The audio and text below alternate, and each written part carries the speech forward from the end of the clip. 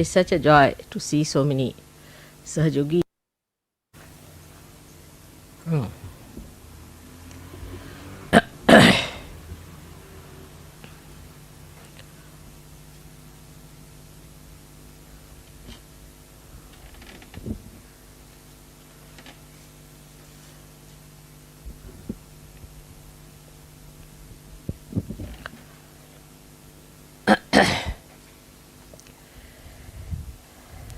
It is such a joy to see so many SahajaYogis.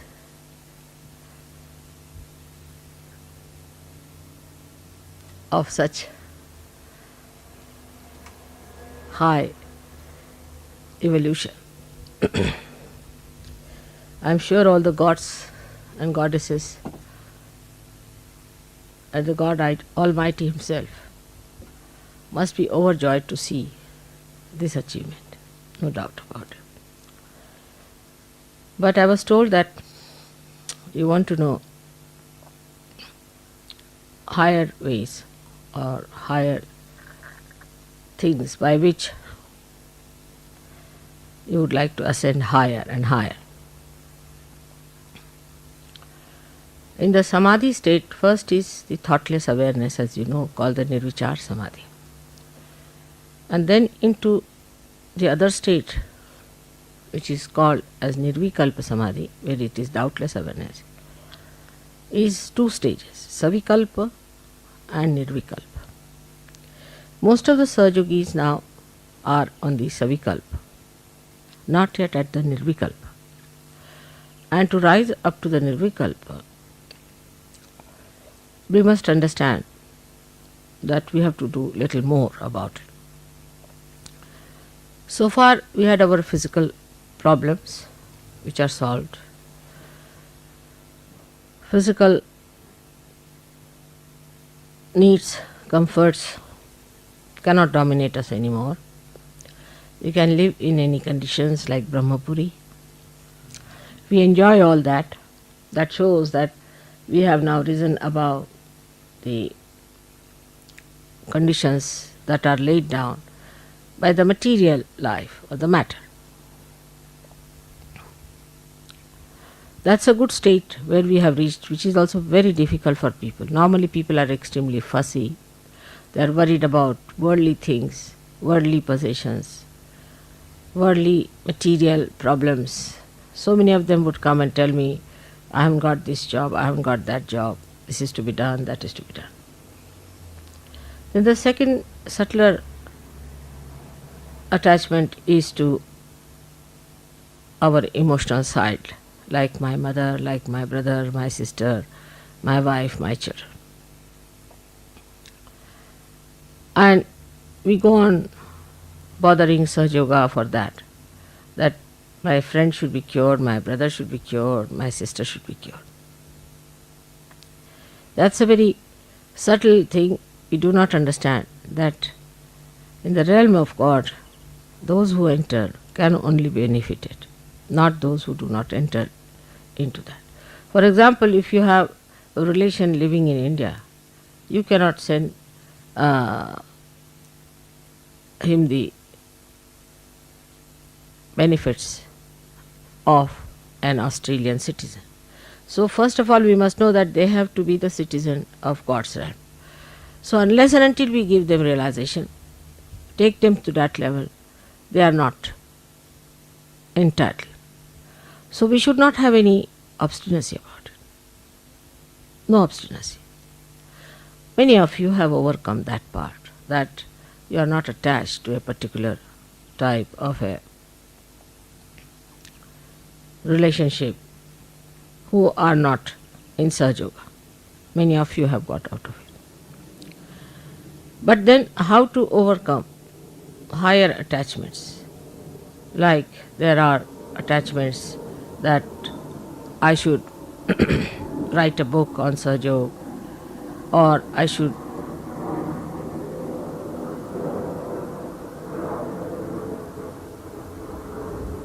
should paint something for SahajaYoga, I must earn for SahajaYoga, I must do this for SahajaYoga. This is also in a very subtle way is ego.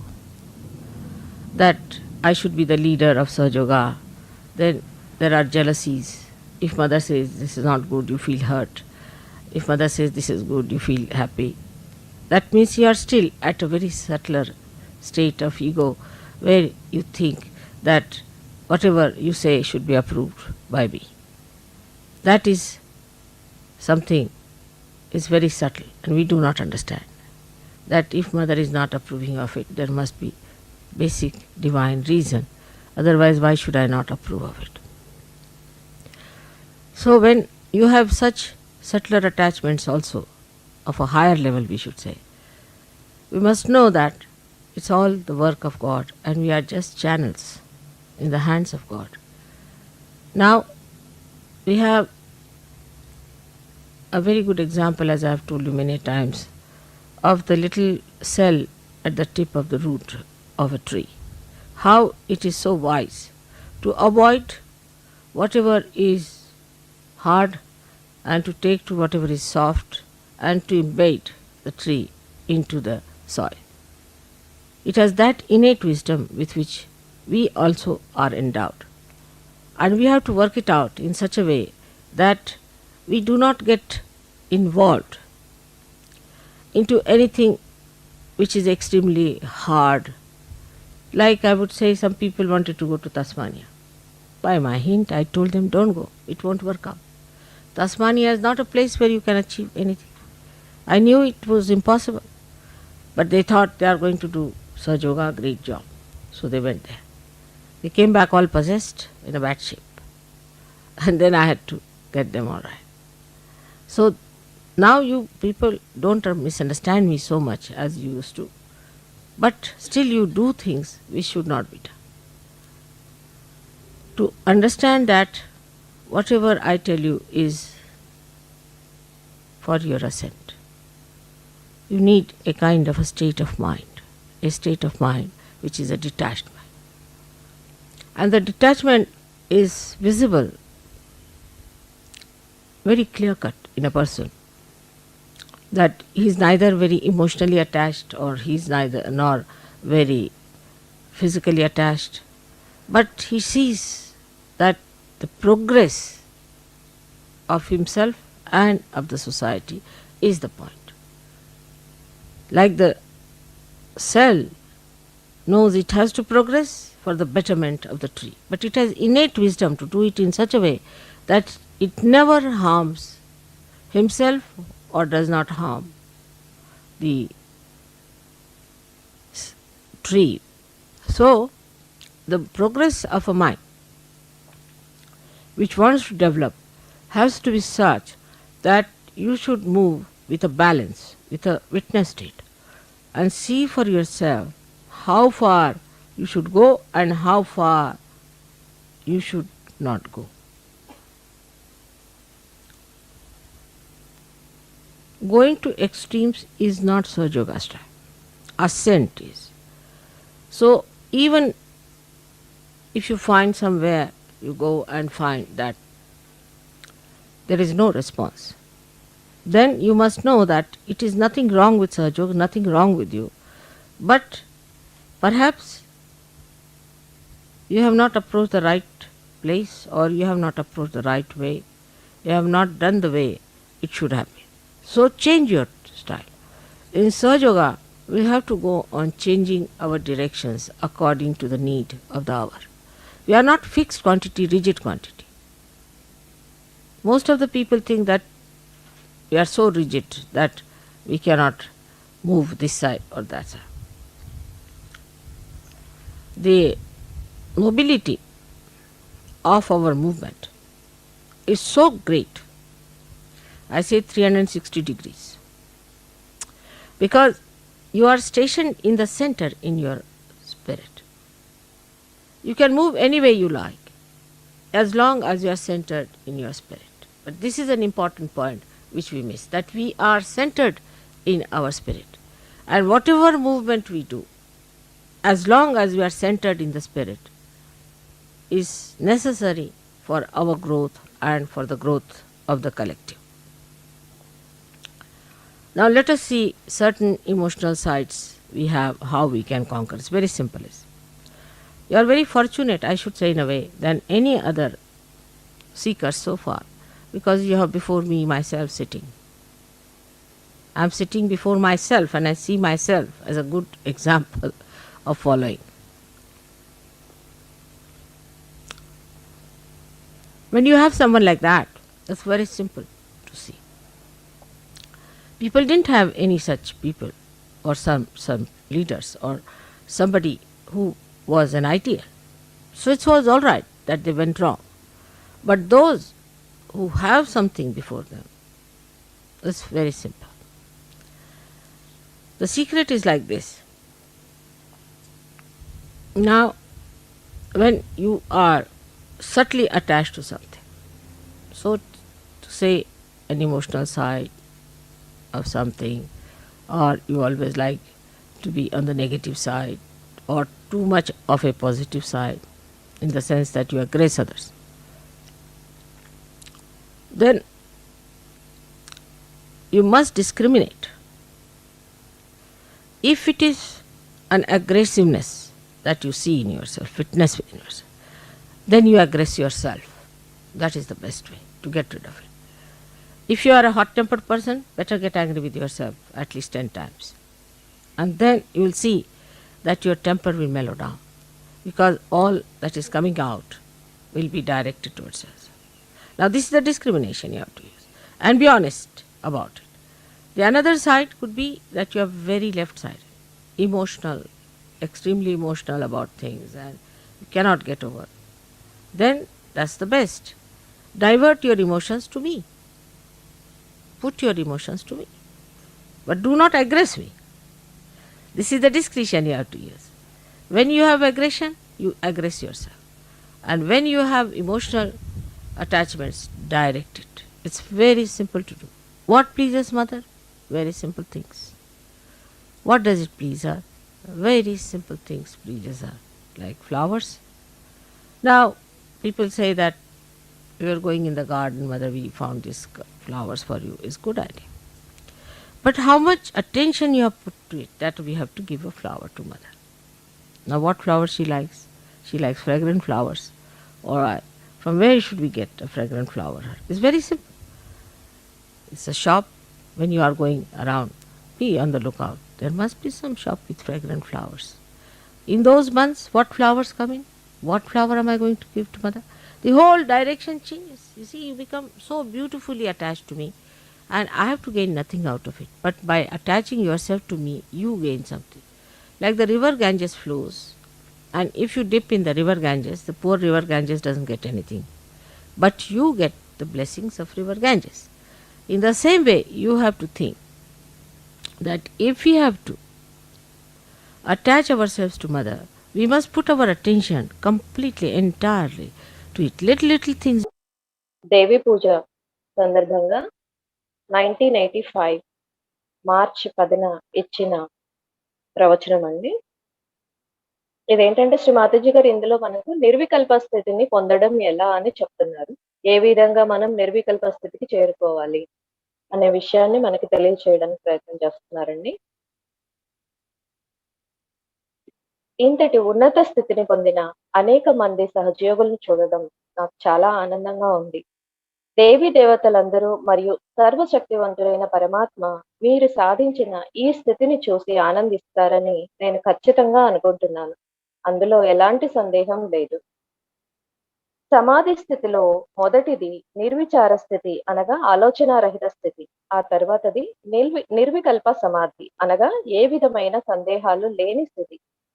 ఇక్కడ సవికల్ప మరియు నిర్వికల్ప అని రెండు రకాల స్థితులు ఉన్నాయి. చాలా మంది సహజయోగులు ఇప్పుడు ఇంకా సవికల్ప స్థితిలోనే ఉన్నారు. ఇంకా నిర్వికల్ప స్థితికి చేరుకోలేదు. ఆ స్థితికి చేరుకోవాలంటే దానిపైన ఇంకా కొంచెం ఎక్కువ దృష్టి పెట్టాలని మనం అర్థం చేసుకోవాలి. ఇప్పటి వరకు మన భౌతికపరమైన సమస్యలు పరిష్కరించబడ్డాయి. భౌతికమైన అవసరాలు లేక సౌకర్యాలు ఇకపై ఏవి కూడా మనపై ఆధిపత్యం చెలాయించలేవు. అంటే మనం ఎలాంటి పరిస్థితుల్లోనైనా కూడా జీవించగలమని అర్థం. సాధారణంగా ప్రజలు చాలా గజిబిజిగా గందరగోళంగా ఉంటారు. వారు ప్రాపంచిక విషయాలు, ఆస్తులు మరియు భౌతికపరమైన సమస్యల గురించి ఆందోళన చెందుతారు. చాలామంది వచ్చి నాకు ఉద్యోగం రాలేదు, నాకు ఇది చేయాలి, అది చేయాలి ఇలాంటివన్నమాట.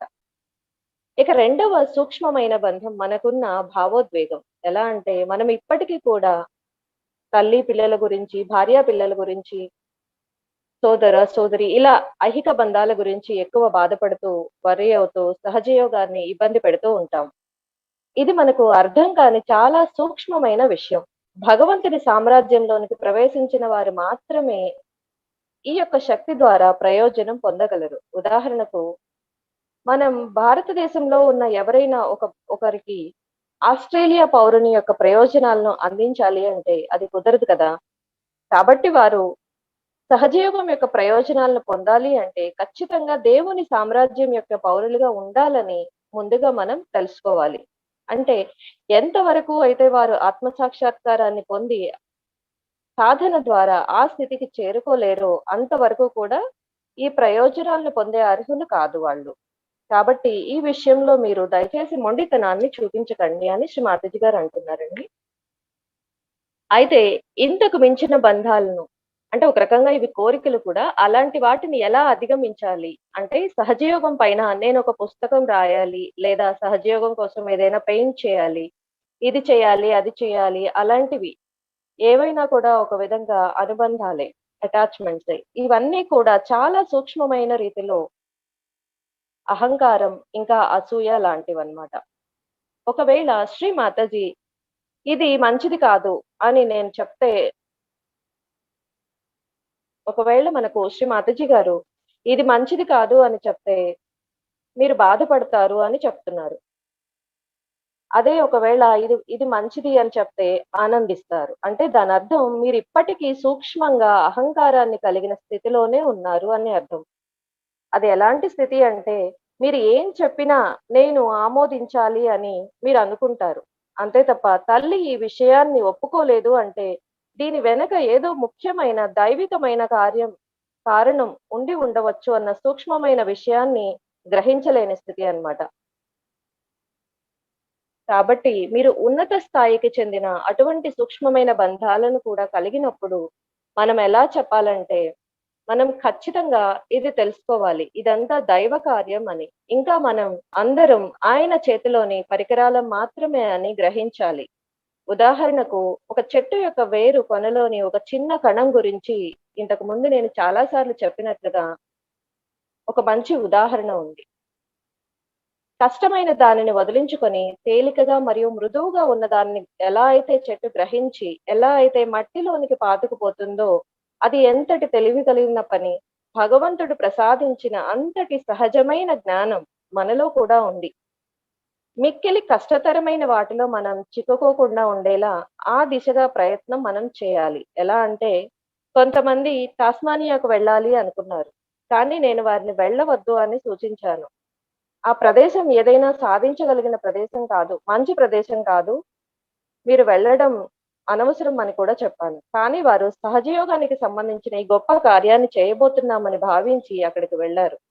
అయితే వారందరూ కూడా ఆవహింపబడిన స్థితిలో తిరిగి వచ్చారు. వారందరినీ నేను బాగు చేయాల్సి వచ్చింది. కాబట్టి ఎప్పటిలా మీరు ఇప్పుడు నన్ను అపార్థం చేసుకోవడం లేదు కానీ, ఇప్పటికీ మీరు చేయకూడని పనులు చేస్తున్నారు. నేను మీకు ఏమి చెప్పినా అది అంతా కూడా కేవలం మీ యొక్క స్థితిని మెరుగుపరచడం కోసం మాత్రమే అని మీరు గ్రహించాలి. అలా మీరు గ్రహించడానికి మీకు ఒక రకమైన మానసిక స్థితి అంటే కోరికలకు అతీతమైన మానసిక స్థితి కావాలి. అలాంటి అతీతమైన స్థితి ఉన్నప్పుడు ఆ వ్యక్తిలో అది స్పష్టంగా కనిపిస్తుంది.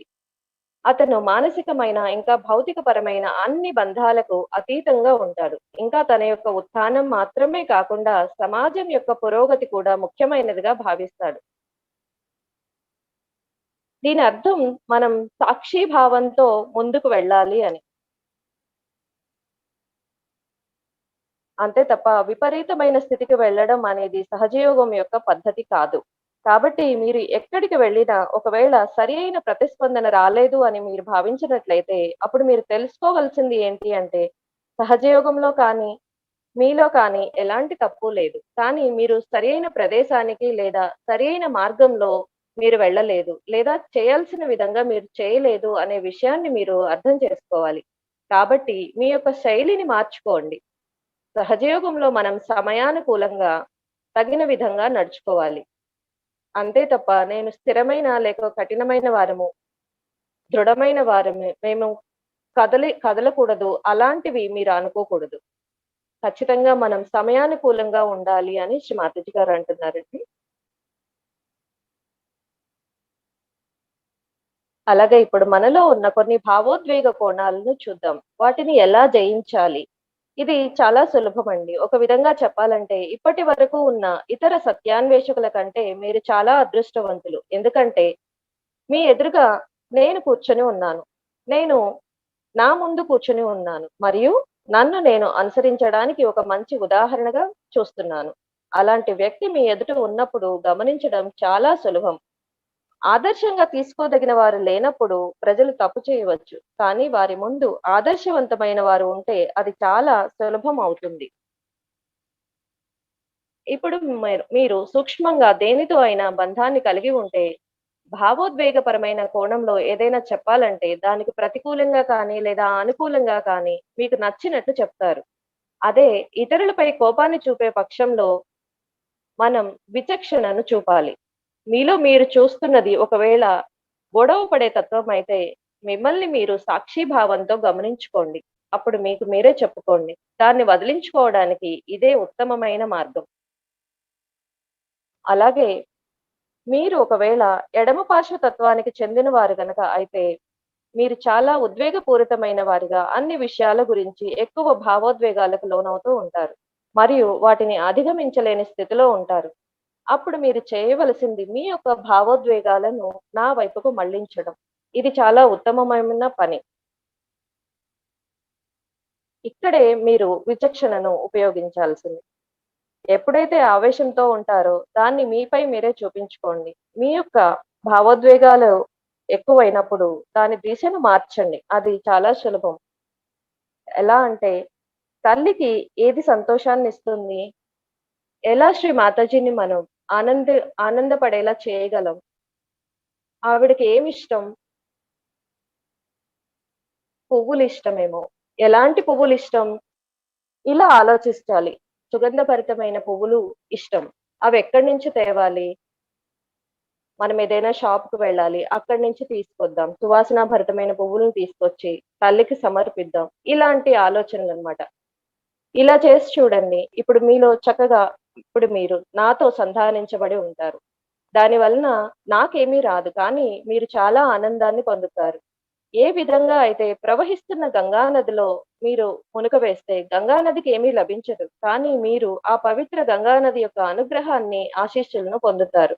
అదే విధంగా మనల్ని మనం తల్లితో సంధానించుకొని ఉంటే, మన దృష్టిని పూర్తిగా కేంద్రీకృతమై ఉంచితే, మనం కూడా ఆ అనుగ్రహాన్ని పొందుతాము అని చెప్తున్నారండి. మాకు ఏది ఇస్తారు అనేది ముఖ్యం కాదు. ఎంత హృదయపూర్వకంగా ఇస్తారు అనేది చాలా ముఖ్యం అని శ్రీ మాతాజీ గారు అంటున్నారు. మీ అందరికీ కూడా శబరి యొక్క వృత్తాంతం తెలుసు కదా!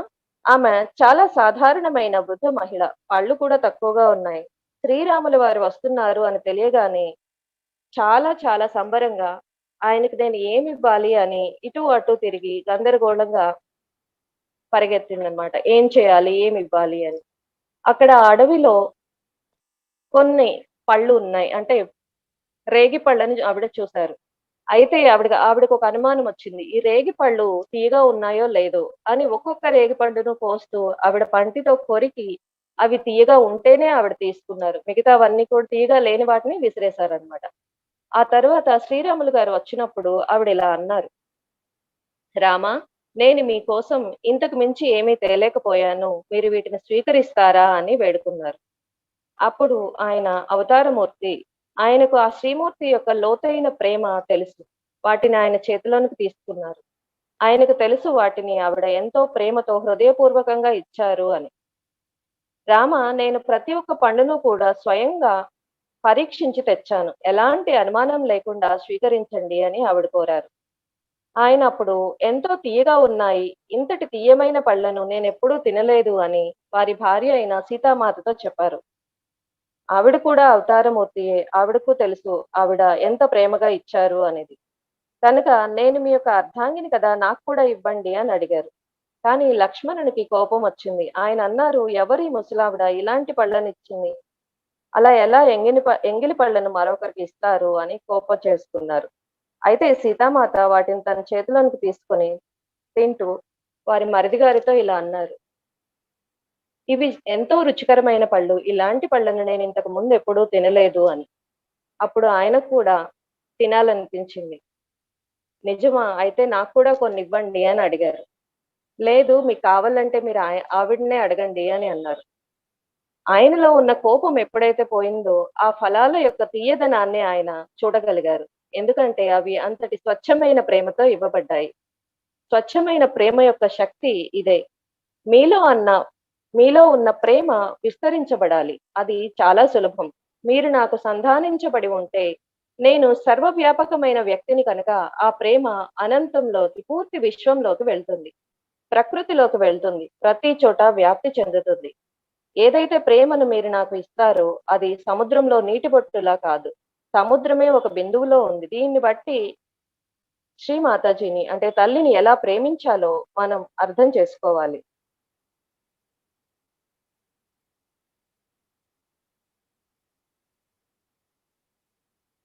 జై శ్రీ మాతాజీ అండి.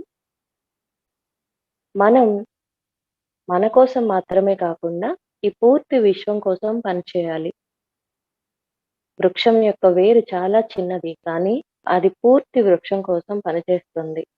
మనం కూడా అలా ఉండాలి.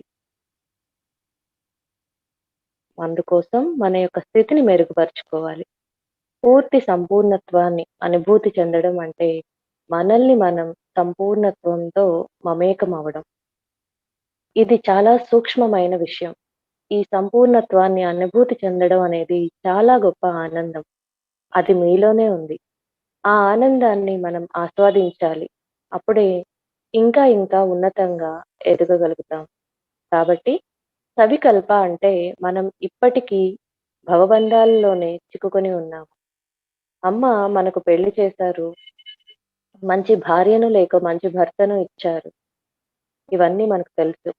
చాలా సంతోషంగా పెళ్లి చేసుకున్నాం. ఇంకా ఆనందంగా వైవాహిక జీవితాన్ని గడుపుతున్నాం.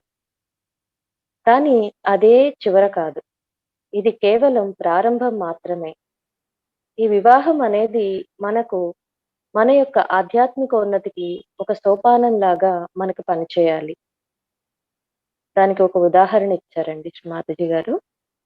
ఇక్కడ ఉన్న ఈ మైక్ ప్లగ్‌తో మెయిన్ స్విచ్‌కి సంధానించబడి ఉంటుంది. అంటే దాని అర్థం పూర్తిగా దానికే అంటిపెట్టుకొని ఉండమని కాదు. ఆ మైక్ పనిచేయడానికి అది ఒక సాధనంలా మాత్రమే మనం ఆ ప్లగ్‌ను వాడాము. అలాగే వివాహం కూడా ఆధ్యాత్మికోన్నతికి, ఇతరులకు జ్ఞానాన్ని పంచడానికి ఉపయోగపడాలి. కాబట్టి మొట్టమొదటి విషయం ఏమిటంటే, సహజయోగం అనేది మన యొక్క లక్ష్యం, ధర్మం, ఇంకా మన ఉనికి. ఇదే ప్రధానమైన విషయం. మిగతావన్నీ కూడా ఆ తర్వాతే. మనకు ప్రకృతి చాలా సహకరిస్తుంది. ఎందుకంటే అది ఆశీర్వాదాలను పొందుతుంది. విశ్వానికి ఏదైనా చేయడం ద్వారా పరిపూర్ణత్వం యొక్క అందాన్ని పొందుతుంది. ఇదే సంపూర్ణత్వము. దీనిని అర్థం చేసుకున్నప్పుడు సహజయోగులుగా ఉండడంలోని అందాన్ని మీరు గ్రహిస్తారు. అలా కాకుంటే మీరు కేవలం పరిమిత విషయాలతోనే ఆగిపోతారు. అంటే నేను పెళ్లి చేసుకున్నాను. నేను చాలా బావున్నాను. నాకు ఉన్న చెడు అలవాట్లను వదిలించుకున్నాను అని అక్కడే ఆగిపోతారు. అది సరిపోదు. ఈ పరిపూర్ణత్వాన్ని మనలో మనం గ్రహించినప్పుడు మాత్రమే ఆ ఆనందం ఏంటో మనకు తెలుస్తుంది. కాబట్టి మనం కొంత దూరం ముందుకు వెళ్లి మళ్ళీ వెనక్కొస్తాం. ఎలా అంటే సముద్రం కూడా కొంత దూరం ముందుకు వచ్చి మళ్ళీ వెనక్కి తగ్గుతుంది. ఒక నిర్దిష్ట ప్రదేశాన్ని దాటి అది ముందుకు వెళ్ళదు. దాని మర్యాదకు లోబడి అది ఉంటుంది. ఎక్కడి వరకు వెళ్ళాలో దానికి తెలుసు. కానీ అదేం చేస్తుంది? మేఘాల రూపంలో పైకి లేస్తుంది. అది తనకు తాను శుద్ధి చేసుకుంటుంది. మేఘాల రూపంలో పైకి లేచి హిమాలయాలను కలుస్తుంది. ఇంకా ప్రతి ఒక్కరికి ప్రయోజనం చేకూర్చడానికి వర్షం రూపంలో మరలా క్రిందికి వస్తుంది. ఇది ఒక చక్రభ్రమణంలా ఉంటుంది. సంపూర్ణత్వం యొక్క ఈ వలయం సముద్రం ద్వారా గ్రహించబడుతుంది. అదే విధంగా మీరు ఈ గొప్ప ప్రకృతి యొక్క వలయంలో ఉన్నారని మీరు తెలుసుకోవాలి. ఇక్కడ మీ యొక్క పాత్రను మీరు పూర్తి స్థాయిలో పోషించాలి. ఎప్పుడైతే మానసికంగా మీరు దానిని గ్రహిస్తారో, అప్పుడు నేను చెప్పిన విధంగా మీరు దాన్ని హృదయంలో ఉంచుకోవాలి. కొంతమంది నా పూజను చాలా యాంత్రికంగా చేస్తారు. కానీ కొంతమంది అసలు పూజ అనేది చేయకపోవచ్చు. అయినా కూడా వారు నా ఫోటో ముందు కూర్చొని నాతో నోటితో కాకుండా హృదయంతో, హృదయపూర్వకంగా మాట్లాడతారు. పూజ చేసేప్పుడు కూడా ఆ చేసేవారు ఎంతవరకు అంకిత భావంతో ఉన్నారు అనేది వారు పూజ పట్ల చూపుతున్న శ్రద్ధ, అంకిత భావాలను పూజ చేసే విధానాన్ని బట్టి నాకు తెలుస్తుంది.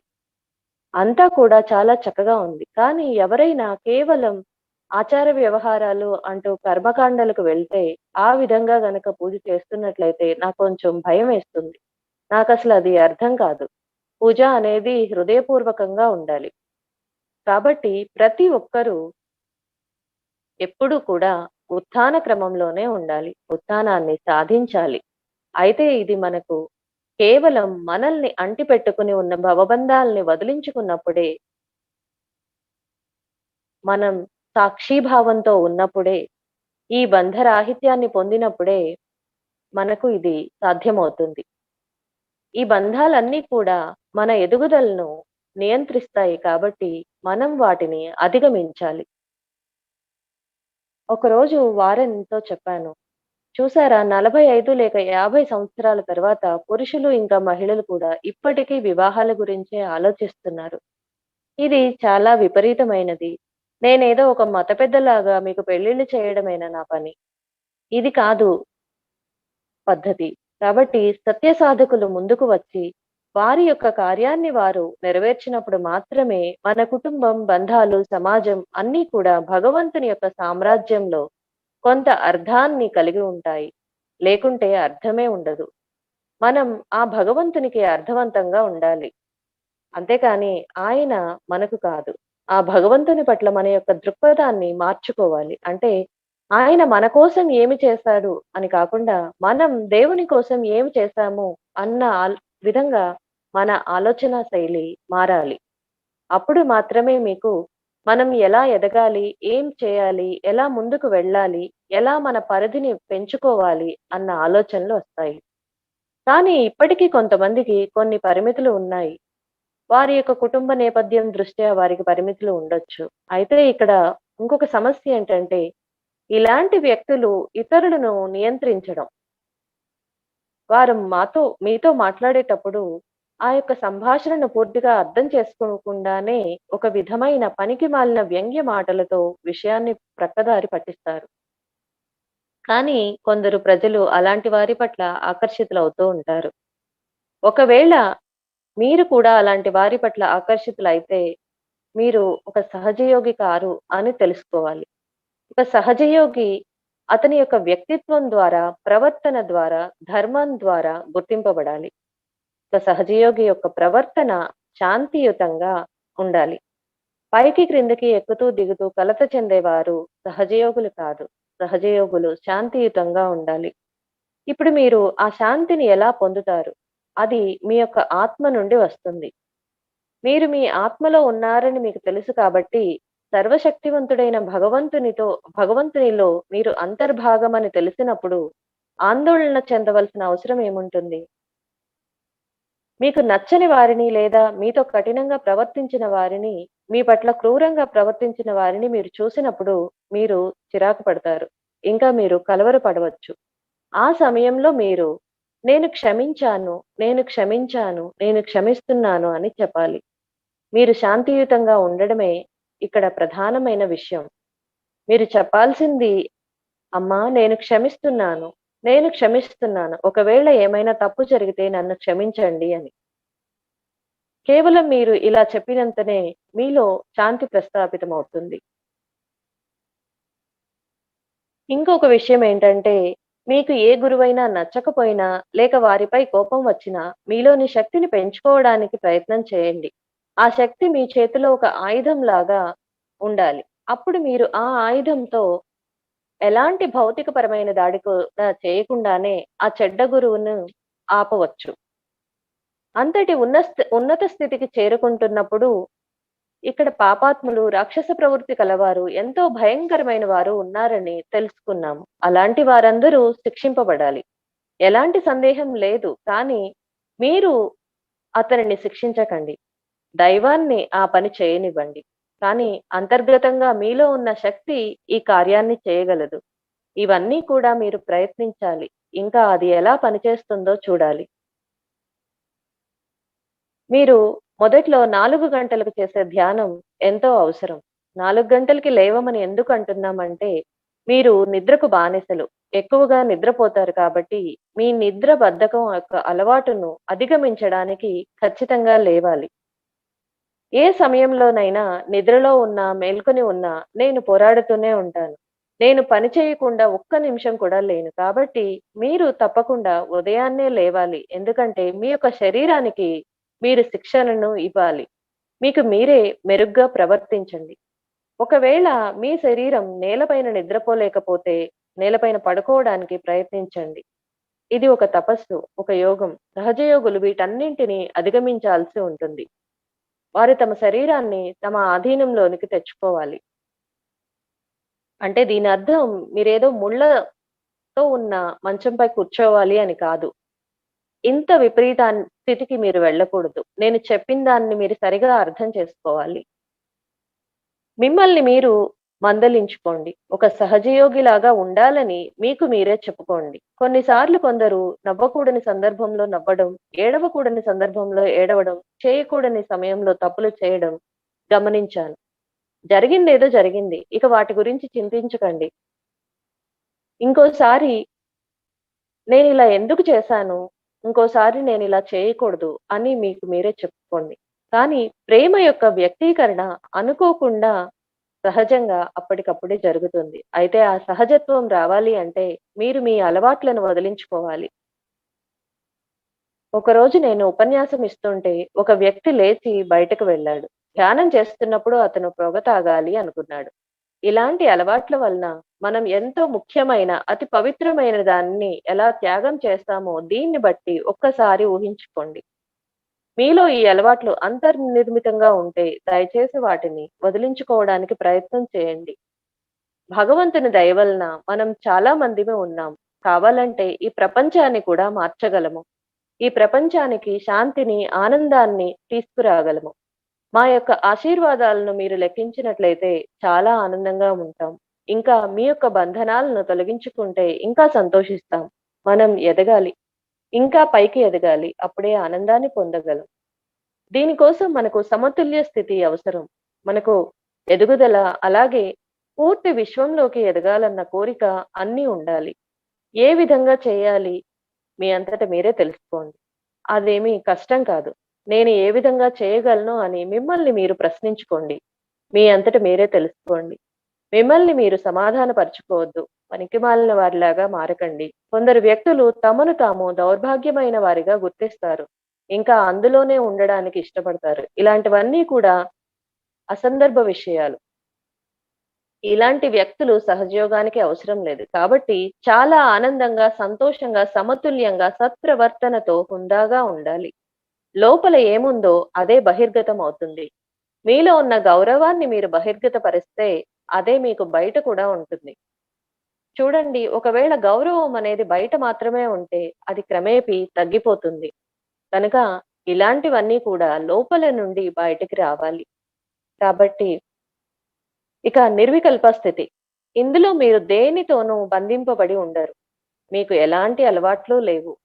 మీరు దేనితోనూ బంధాన్ని కలిగి ఉండరు. మీకు ఎలాంటి రోగాలు లేవు. మీకు ఏ విధమైన ఇబ్బందులు లేవు. మీరు అన్నింటికీ అతీతమైన స్థితిలో ఉన్నారు. ఆ స్థితిని మీరు సాధన చేయాలి. అది చెప్పినట్లుగా బంధరాహిత్యంతోనే సాధ్యమవుతుంది. అంటే సాక్షితత్వాన్ని పెంచుకోవాలి. పూర్తి ప్రేమతత్వంతో, సమర్పణ భావంతో ఉండాలి.